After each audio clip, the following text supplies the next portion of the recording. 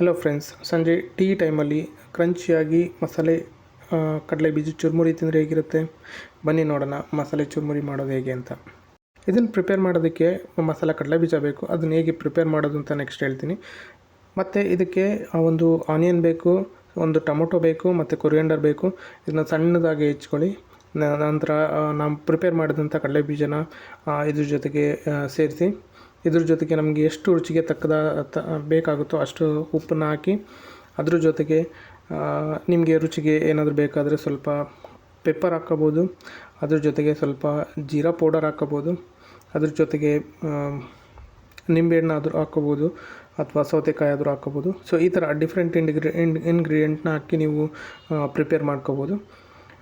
ತುಂಬ ಚೆನ್ನಾಗಿರುತ್ತೆ. ಸಂಜೆ ಟೈಮಲ್ಲಿ ಟೀ ಜೊತೆ, ಕಾಫಿ ಜೊತೆ ಒಂದು ಉತ್ತಮವಾದ ಸ್ನ್ಯಾಕ್ಸ್ ಅಂತ ಹೇಳ್ಬೋದು. ಇದು ಹೆಲ್ದಿನೂ ಕೂಡ ಹೌದು. ಯಾಕೆಂದರೆ ನಾವು ಯೂಸ್ ಮಾಡೋದೆಲ್ಲ ಹೆಲ್ದಿ ಇಂಗ್ರೀಡಿಯೆಂಟ್ಸು.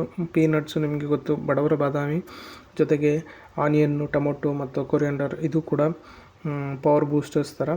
ಸೊ ಇದು ಹೆಲ್ತಿಗೂ ಒಳ್ಳೆಯದು ಮತ್ತು ಸಂಜೆ ಕುರ್ಕುರೆ ಸ್ನ್ಯಾಕ್ಸ್ ಥರ ಆಗುತ್ತೆ.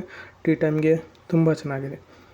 ಸೊ ವಿಡಿಯೋ ಇಷ್ಟ ಆದರೆ ಕಮೆಂಟ್ ಮಾಡಿ ಮತ್ತು ಹೆಚ್ಚಿನ ವೀಡಿಯೋಗಾಗಿ ನಮ್ಮ ಯೂಟ್ಯೂಬ್ ಚಾನಲ್ನ ಸಬ್ಸ್ಕ್ರೈಬ್ ಮಾಡಿ.